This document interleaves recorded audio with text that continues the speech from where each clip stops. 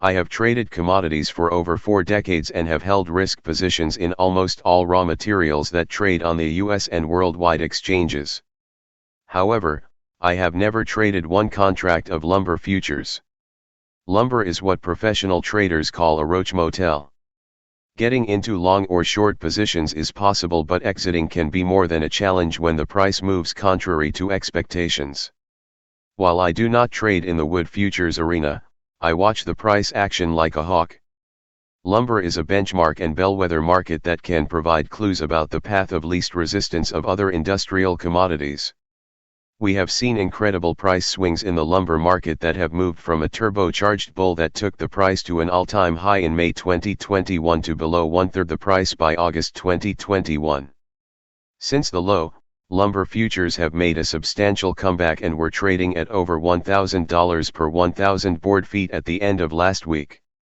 Lumber is sending the markets a message: ignore it at your peril. A wild and volatile year. As the global pandemic gripped markets across all asset classes in early 2020, lumber futures declined to $251.50 per 1,000 board feet. The chart shows the head-spinning moves higher and lower since the March/April 2020 low. The price rose by over 6.8 times when it reached a record $1,711.20 per 1,000 board feet high in May 2021. The price ran out of upside steam and plunged to $448 in August, less than one-third the price at the May peak.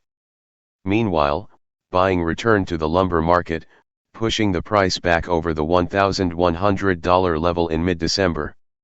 As the end of 2021 approaches, lumber was sitting at over the $1,000 level on December 22. Lumber made economists eat their words. The Fed, financial news pundits, and economists began using the term transitory to characterize inflation when consumer price data began to reflect rising prices earlier this year. Many pointed to the lumber price as proof that inflation was a temporary phenomenon caused by supply chain bottlenecks and other pandemic-related factors. While they cited the price action in the lumber futures arena, they never qualified their perspective with even a mention of lumber's illiquid nature. Illiquid markets experience price gaps on the up and downside as bids and offers evaporate as the price begins to move. Therefore, they often rise and fall to prices that defy logic, reason, and rational analysis. The lumber example was flawed from the start, but it was a convenient excuse to validate a hypothesis.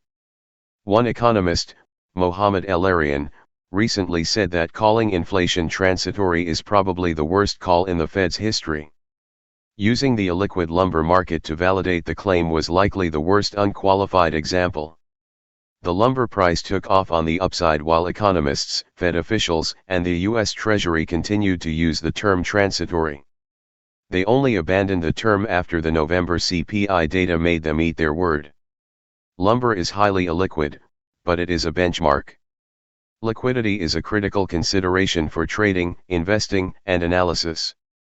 I would never trade one lot of lumber because it is a roach motel.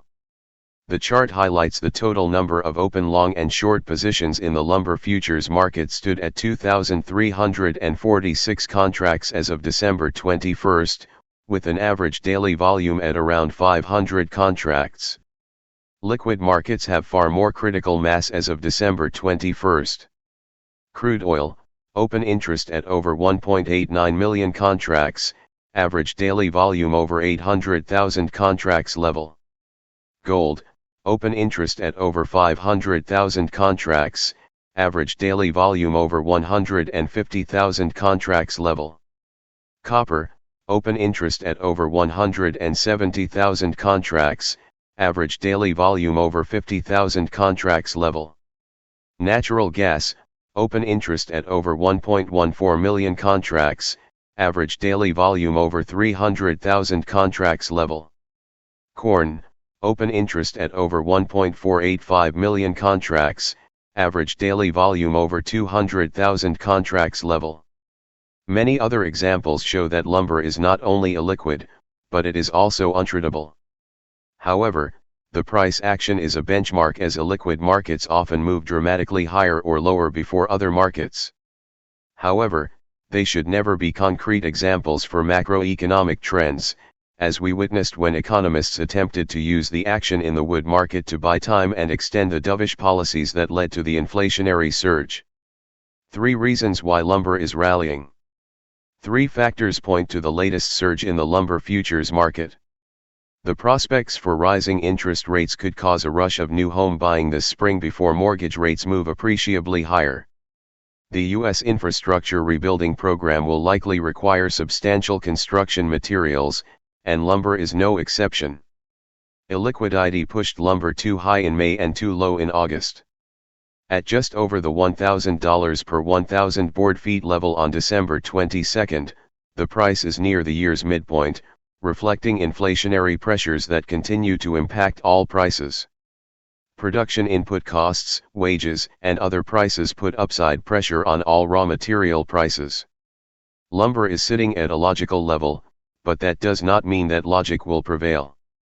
In an illiquid market, the potential for irrational price movement is always a clear and present danger. Lumber is saying other raw materials prices will move higher. Ironically, the Fed and Treasury's lumber excuse came back to bite them in their analytic hindquarters. The recovery in lumber is a sign that raw material prices are not falling anytime soon. Bull markets rarely move in straight lines. Commodities are highly volatile assets. Even the most liquid commodity futures market can experience violent corrective downdrafts, as we recently witnessed again in crude oil. Nearby NYMEX crude oil futures fell from the highest price since 2014 at $85.41 in late October to a low of $62.43 in early December, a 26.9% decline in 6 short weeks. Be careful if economists begin to point to the energy commodity as proof that inflation is receding because the energy commodity is currently at the seasonally weakest time of the year. Always look deeper into unqualified statements, particularly when they cite raw material prices.